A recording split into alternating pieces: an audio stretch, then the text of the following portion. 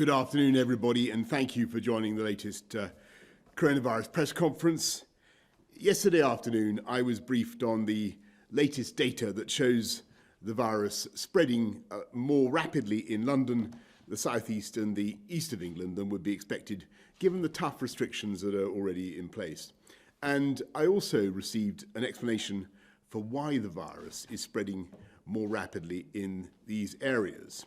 It seems that the spread is now being driven by the new variant of the virus, which we spoke about earlier this week and learned about earlier this week. Our advisory group on new and emerging respiratory virus threats, NERVTAG, has spent the last few days analysing this new variant. There's no evidence that it causes more severe illness or higher mortality, but it does appear to be passed on significantly more easily. NERVTAG's early analysis suggests the new variant could increase the R by 0.4 or more, and although there's considerable uncertainty, it may be up to 70% more transmissible than the old variant, the original version of the disease. This is early data and it's subject to review, but it's the best that we have at the moment, and we have to act on information as we have it, because this is now spreading very fast. The UK has by far the best genomic sequencing ability in the world, which means we're better able to identify new strains like this than any other country. The Chief Medical Officer last night submitted our findings so far to the World Health Organization, and will continue to be totally transparent with our global partners. There's still much that we don't know. While we're fairly certain the variant is transmitted more quickly, there's no evidence to suggest it is more lethal or causes more severe illness. Equally, there's no evidence to suggest the vaccine will be any less effective against the new variant. Our experts will continue their work to improve our understanding as fast as we can. So we're learning about it as we go, but we already know enough, more than enough, to be sure that we must act now. So I met ministers on the COVID Operations Committee last night, and again first thing this morning. Cabinet met at lunchtime to agree the following actions. First, we will introduce new restrictions in the most affected areas, specifically those parts of London, the South East and the East of England, which are currently in Tier 3. These areas will enter a new Tier 4, which will be broadly equivalent to the national restrictions which were in place in England in November. That means residents in those areas must stay at home, apart from limited exemptions set out in law. Non-essential retail, indoor gyms and leisure facilities and personal care services must close. People must work from home if they can, but may travel to work if this is not possible, for example, in the construction and manufacturing sectors. People should not enter or leave Tier 4 areas, and Tier 4 residents must not stay overnight away from home. Individuals can only meet one person from another household in an outdoor public space. Unlike the November national restrictions, communal worship can continue to take place in Tier 4 areas, and these measures will take effect from tomorrow morning. All tiers will continue to be regularly reviewed in line with the approach previously set out, with the next formal review taking place on the 30th of December. Second, we're issuing new advice on travel. Although the new variant is concentrated in Tier 4 areas, it is nonetheless present at lower levels around the country. So we're asking everyone in all tiers to stay local. People should carefully consider whether they need to travel abroad, and they should follow the rules in their tier. Those in Tier 4 areas will not be permitted to travel abroad, apart from limited exceptions such as for work purposes. Third, we must, I'm afraid, look again at Christmas. And as Prime Minister, it's my duty to take difficult decisions, to do what is right to protect the people of this country. Given the early evidence we have on this new variant of the virus, the potential risk it poses, it is with a very heavy heart, I must tell you, we cannot continue with Christmas as planned. In England, those living in Tier 4 areas should not mix with anyone outside their own household at Christmas, though support bubbles will remain in place for those at particular risk of loneliness or isolation. Across the rest of the country, the Christmas rules allowing up to 3 households to meet will now be limited to Christmas Day only, rather than the 5 days as previously set out. As before, there will be no relaxation on the 31st of January, so people must not break the rules at New Year. They must not break the rules at New Year. It's very, very important to emphasise that. I know how much emotion people invest in this time of year and how important it is, for instance, for grandparents to see their grandchildren, for families to be together. So I know how disappointing this will be. But we have said throughout this pandemic that we must and we will be guided by the science. When the science changes, we must change our response. And when the virus changes its method of attack, we must change our method of defence. And as your Prime Minister, I sincerely believe there is no alternative open to me. Without action, the evidence suggests that infections would soar, hospitals would become overwhelmed, and many thousands more would lose their lives. And I want to stress that we are not alone in this fight or in taking these types of decisions. Many of our European friends and neighbours are being forced to take similar action. We're working closely with the devolved administrations to protect people in every part of the UK. And of course, there is now real hope that we will soon be rid of this virus. And that prospect is growing with every day that passes and every vaccine dose that is administered. As you know, the UK was the first country in the Western world to start using a clinically approved vaccine.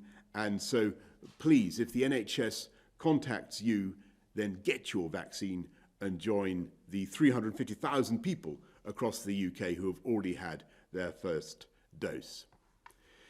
Yes, Christmas this year will be different, very different, but we must be realistic. We're sacrificing the chance to see our loved ones this Christmas so we have a better chance of protecting their lives so that we can see them at future Christmases. And as sure as night follows day, we'll beat back this virus, we'll defeat it and reclaim our lives. But I'm going to hand over now to Patrick, who is going to go through some of the slides explaining this decision. Thank you very much, Prime Minister. May I have the first slide, please? This slide is the Office for National Statistics slide showing infections have risen again in recent weeks. So it shows the percentage of positive tests against time, and you can see from July to September it was fairly flat. An increase occurred during September up to a peak, after which the lockdown led to a decrease in the numbers during November, and it is now on the increase again. So the lockdown brought the numbers down, and now we're seeing them rising again. Next slide, please. This shows the levels on the 29th of November up to the 13th of December. So on the left-hand side is the average cases in the last 2 weeks in November the 29th, and on the right-hand side is in mid-December. The darker the colour, the higher the number of cases. And what you can see is, first of all, that there are some areas that have got very dark, and here it's South Wales and in the southeast of England, and that the overall cases have increased by more than 50%. So a substantial increase in numbers over the period of December. If I just concentrate now on the southeast, east and London, we'll see a picture which I think begins to link into the new virus variant. Next slide, please. So this is hospital admissions per day in London, the east of England and the southeast from NHS data from September through to now. You can see a gradual increase in the number of hospital admissions per day, and you can see a very sharp increase during December. This virus has taken off, it's moving fast, and it's leading inevitably to a sharp increase in hospital admissions. Next slide, please. If we now look just at the areas that are moving into Tier 4, as the Prime Minister has just said, which is areas in London, the South East and the East, and look at the number of cases, the case rate against time, what you can see is that the number of cases increases, or the case rate increases dramatically. If you look at the dotted line, that's for England as a whole. You can see case rate increasing to November, decreasing during lockdown and increasing again. But if you look at the solid blue line, which is London and the South East and the East in Tier 4, you can see a rapid increase, a very sharp increase in rates over the period of December. So we have a particularly fast-moving problem with increased numbers in the area going to Tier 4, but a generalised increase across the country. Next slide, please. I'd like to just spend a moment talking about the new variant. So the new variant, and viruses mutate all the time, but the new variant contains 23 different changes, many of them associated with changes in the protein that the virus makes. This is an unusually large number of variants. It's also got variants in areas of the virus that are known to be associated with how the virus binds to cells and enters cells. So there are some changes which cause concern in terms of how the virus looks. But on top of that, there are three questions that need to be asked. Does the new variant transmit more readily, i.e. does it make an increased chance of spread and growth? The second is, does it alter the course of the disease? Does it make people sicker? And the third is, does it alter the way that the immune system, the way the body responds to it if it's been previously infected or following the vaccine? I want to deal with the first question. There are three different sources of evidence, from genetic studies to frequency studies to laboratory studies, all of which come together to suggest this virus has a significant, substantial increase in transmissibility.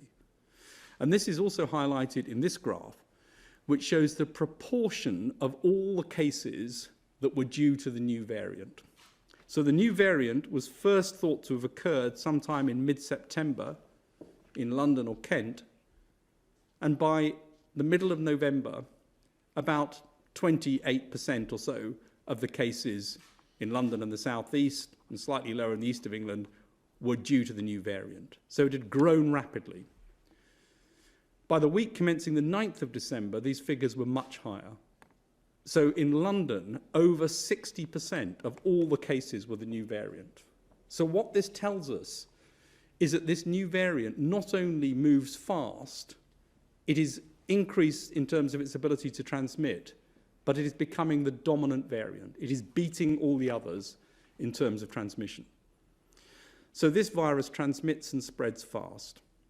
Does it alter the disease course? The answer seems to be no, as far as we can tell at the moment. There's no evidence it causes a more severe disease, causes more hospitalization, causes more trouble than the other virus. So it basically looks similar.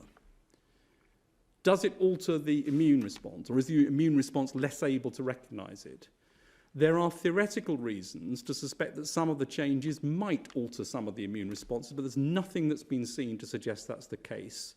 And our working assumption at the moment from all of the scientists is that the vaccine response should be adequate for this virus. That's obviously needs to be looked at going forward, and we need to keep vigilant about this. But the big change, therefore, is not disease progress, not the immunity, but transmission. This virus spreads more easily, and therefore more measures are needed to keep it under control.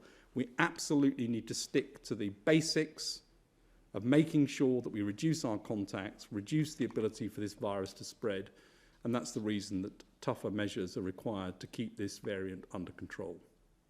Thank you very much. Thanks very, very much, Patrick. Chris, is there anything you want to add to any of that? Well, thank you very much. Then let's go to questions from the public and then the media. First, Laura from Worthing. Why are shielders still expected to work in Tier 3? As somebody who's already lost 2 loved ones to COVID, this terrifies me. Thank you. Well, Laura, your question why shielders are still expected to work in Tier 3. Those who are shielding those who are vulnerable should, of course, take every step to protect themselves. And Laura, I hope very much that you're not being asked to work if you're shielding. Chris, anything you want to add to that? Well, I mean, I think the first thing to say is I'm really sorry to hear about your 2 relatives who died from this virus. I mean, it is a very dangerous virus for many people. The shielding patterns are actually being re-looked at, but the view about shielding is that in the first wave, shielding did many things that were useful, but also did many things that were actually actively harmful, and we have therefore changed the model of shielding since the first wave, and that includes people being able to get out more in many situations and also areas around work. But this is something which people are keeping on looking at to try and get the optimal balance between isolating people too much and isolating them enough from the virus. Thanks very much. Let's go to Mike from Cheshire. Mike from Cheshire asks, in the daily update figures, people testing positive, number of tests, deaths and so forth, could you also provide the number of people who've had the vaccine? Well, Mike, thanks for that. And yes, as you've heard from me just now, the figure that I've been given today is 350,000 have so far had their first dose. And we'll make sure that we keep people regularly updated on the rollout of the vaccine. Let's go to Laura Koonsberg of the BBC. Thank you very much, Prime Minister. There were calls for you to drop the plans for Christmas last week, just a few days ago. But on Wednesday, you told me and our viewers it would be inhuman to change the plans. And now that's exactly what you've done. Aren't the millions of people whose plans have just been torn up entitled to feel that you just left this too late and you've caused them more personal disruption and upset by doing so? And can I ask the medics, you've shared some of the analysis of this new variant, but you mentioned that Porton Down have been looking at this in the earlier press conference this week. Can you say if Porton Down have completed their assessments of it? And Professor Whitty, if someone is packing a bag right now, listening to or watching this, trying to leave the southeast by midnight tonight, what should they do? Well, Laura, let me first of all just say to everybody who's made plans for Christmas, as I said earlier on, everybody who's thought about it, all the care and love that's gone into plans for Christmas, we, of course, bitterly regret the changes that are necessary. But alas, when the facts change, you have to change your approach. And the briefing that I had yesterday about this mutation of the virus, particularly about the speed of transmission, was not possible to ignore. And as I say, when the virus changes its method of attack, we as a country have to change our method of defence, and that's what we're doing. Shall I take the one that was addressed directly to me, and then Sir Patrick may want to talk about Porton Down? I want to put some numbers out there because I think that helps to explain why I'm going to give the answer that I'm going to give. But my short answer would be, please unpack it at this stage. And the reason for that is if you look at the southeast, if you look at the east of England and look at London, there's been a really dramatic increase in the proportion of the cases that we see that are, when we do on the screening tests, which are not absolutely exact but pretty accurate, would imply that in the southeast, 43% of the virus is now this new variant. In the east of England, it's 59%, and in London, 62%. The numbers may vary slightly, but those numbers are broadly right. And those have gone up very, very fast over the last few weeks. So this has really gone incredibly quickly. They are much lower in other areas of the country. And then when you look at the rates of increase in hospitalisations, there have been, the numbers of people in hospital across the country, what you see is in the areas where this is very, very common, you're seeing rates of increase of maybe 36% in the east of England, 34% in London, and 28% in the southeast. These are the areas which actually have significant numbers of this new variant. But if you go to, let's say, the northwest and the northeast and Yorkshire, in these areas there has been no increase in hospitalisations. They're managing to keep things down with tier 3. And if you look at the rates of this new variant in those areas, you see they're much lower. So, for example, in Yorkshire and the Humber, around 5%. Now, again, the exact numbers don't matter. But the point is that if you have a lower amount of this variant, the rate of increase is held by the tiers. If you have a very high rate of this variant, then it is not held sufficiently by the tiers and it is going up rapidly. And our big worry is essentially this is growing in two directions. It's growing up in terms of percentage where it is. So it's getting a higher and higher proportion of the cases. And as Sir Patrick said, the chance if someone gets infected of them having to go to hospital or dying at the end of it seem to be roughly the same, as far as we can see so far, as the previous variant. And if they were to go with this new variant, unwittingly, to an area that has a low prevalence and start this being seeded even more outside the high prevalence areas, that would be a significant risk to the area they went to. So that is the reason we are really keen that people do not go from these areas, because otherwise we'll not only see it going up in the areas it's already a problem, we'll see it going out to other areas of the country where it currently is not a problem. And that it was because we understood this information in the back end of this week that we advised you really do have to act at this stage, because this is otherwise every area of the country will get this very quickly, and then none of them will be able to hold things with tier 3 and tier 2 elsewhere. Thanks very much, Laura. Robert Peston, Should I just ITV. answer the Forgive me. question? Sorry, just to answer the Porton Down question. Porton Down are looking at this all the time. When data become available, we'll make sure we get it out as soon as we can, but we don't have any more information than we've shared today. Thanks very much, Laura. Let's now go to Robert Peston, ITV. Your colleague on Sage, John Edmonds, has just sent me a statement saying that as far as he's concerned, this is the worst moment of the epidemic because of the extraordinary infectivity of this new strain. Do you agree with Professor Edmonds? We saw the virus rising in Kent during the lockdown and during tier 3. Why didn't you take evasive action then to close down Kent, even before you knew that there was a new strain? And what confidence do you have that the new tier 4 measures will suppress the virus, given that the lockdown did not suppress it in Kent? Well, perhaps I could just give a layman's answer, Robert, because I think the whole point is that we were very puzzled during the November the 5th to December the 3rd autumn measures by why the tier 3 system wasn't delivering the results in Kent that it was delivering, and a couple of other places that it was delivering, for instance, in the northwest, and clearly there was something going on. It's not really, I think, it'd be fair to say, until yesterday, as we've seen this data on transmissibility, that we've really got the answer that explains it. And today's action is a response to that change in the science. That's my layman's answer. Yeah, I mean, is it the worst moment? Well, I'm afraid there have been so many terrible moments in this epidemic. This is another one. But I have to say that in my own view, this is not the worst moment in the epidemic.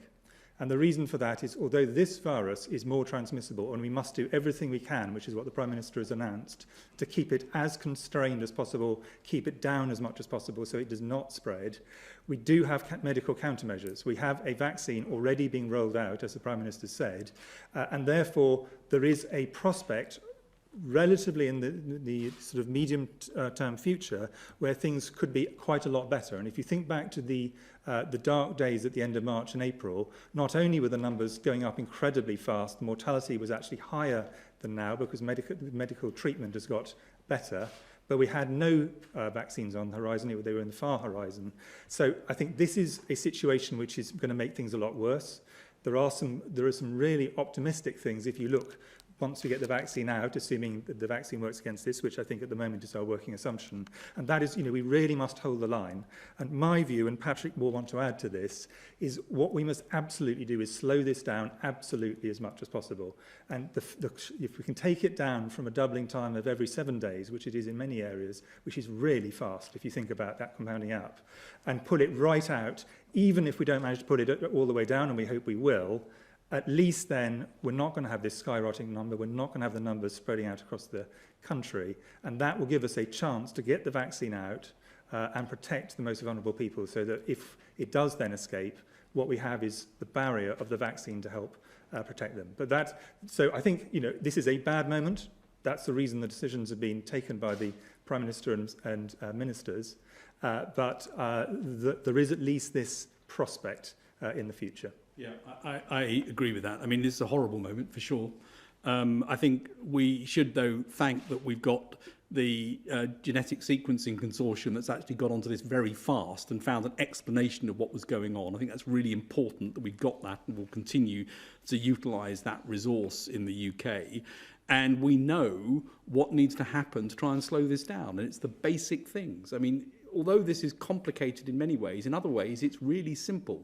Reduce contacts, do the basics, face, hands, space. Make sure that that is what we do to try and resist the ability of the virus to spread from one person to another, and it will slow it down. And that's what we need to make sure we get on top of, as Chris said. I think this will slow it down, and we need to make sure we keep a lid on this. It's not a good moment for sure, but it's one that's controllable. And as Chris said, there is an important light at the end of the tunnel with vaccination having started. Thanks very much, both. And thanks, Robert. Let's go to Sam Coates of Sky News.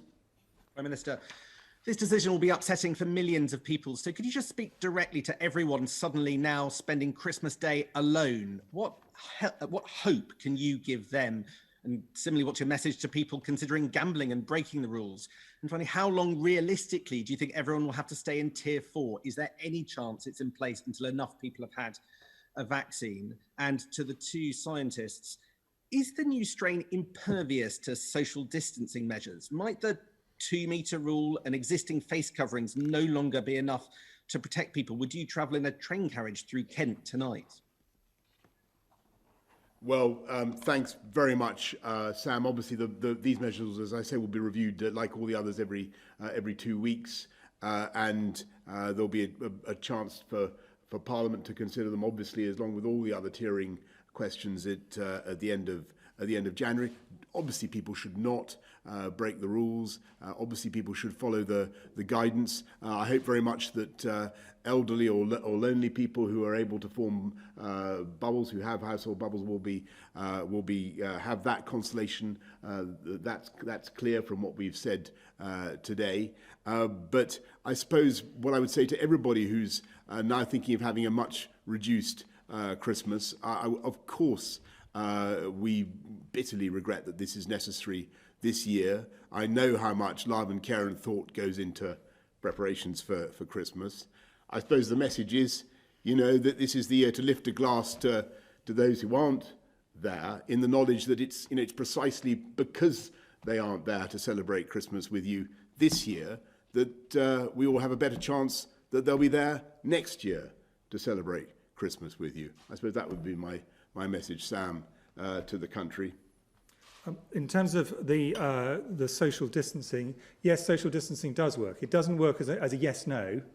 The more things you do, the more determinedly you do them, the more people do the basics for themselves, all the things Patrick talked about, the hands, face, space things, but also break unnecessary household links, the more this and every other respiratory virus goes down. And just to give some other examples, for example, flu rates are down, adenovirus rates are down, because they also have exactly the same effect on other respiratory viruses.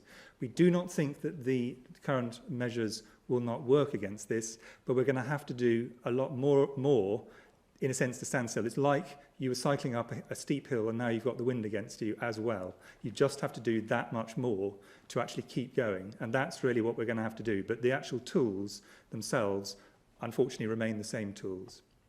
And would I go through Kent? Not unless it was absolutely necessary, not because I don't love Kent. Kent is fantastic, but because this is not the moment with this virus circulating to have unnecessary travel. So only if there was a very good reason. Thanks very much, Sam. Let's go to Chris Hope of the Daily Telegraph.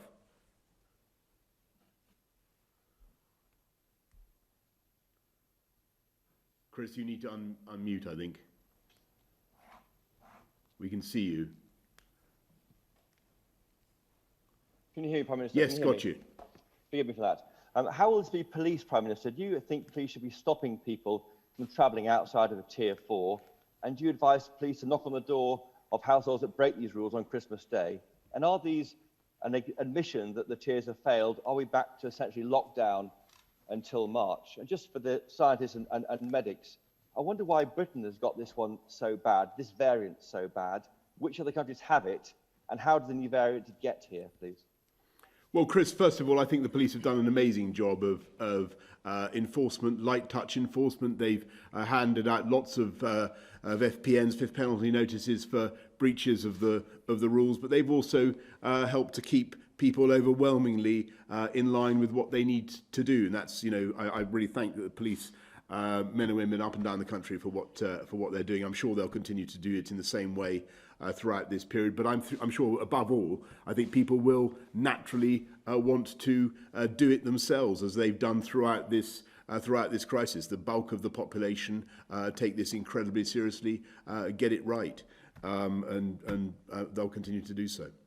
In terms of the question about why here and where else is it, viruses mutate all the time. So lots and lots of mutations of the virus around the world. This one is a particular constellation of changes which we think is important. I think they'll arise for every time a virus replicates, it can make a mistake. And so that some of these things just arise by chance. The question is what advantage it gives the virus. And this one seems to have given the advantage of transmissibility. We think it may be in other countries as well. We think it probably is based mainly, we think there's a large outbreak in the UK. It may have started here, we don't know for sure. There will be other types of mutations around the world. It's very important that this sequencing effort to try and find out what the sequence is doing, how much has changed, is looked at a global level, and we start to get a handle on where these changes are occurring in the virus across the world. It's going to be an important part of surveillance going forward. Brill, thank you. Nigel Nelson, Sunday Mirror. One for the Prime Minister.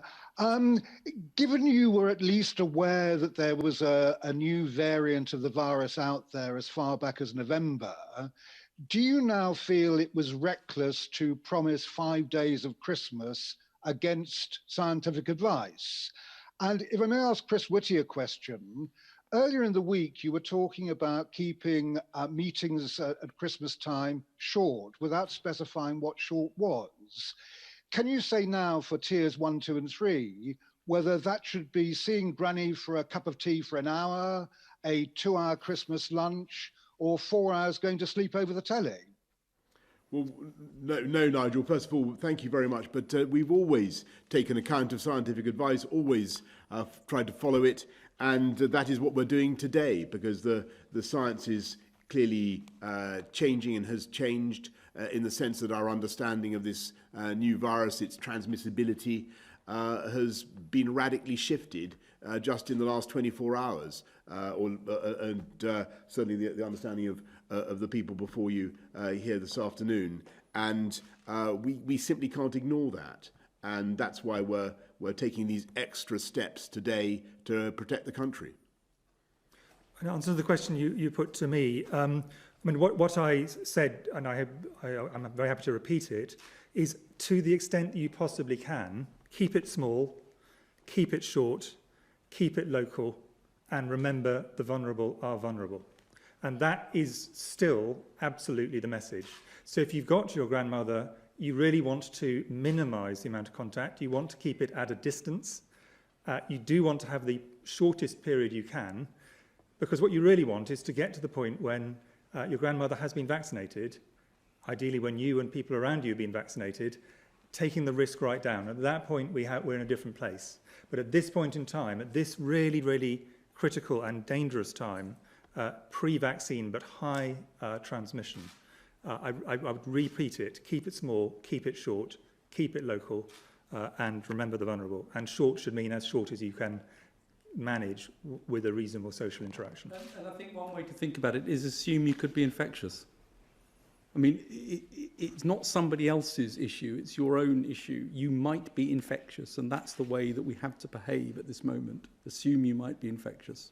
Yes, it can't be stressed too often that a lot of the transmission of the infection is by people who don't have symptoms at the time. And I don't think people have still now fully get that in the way that perhaps they need to. It's absolutely vital, I think. I think 1 in 3 infections are transmitted asymptomatically still, and people really need to realise that. Can we go to Anna Mikhailova of the Mail on Sunday?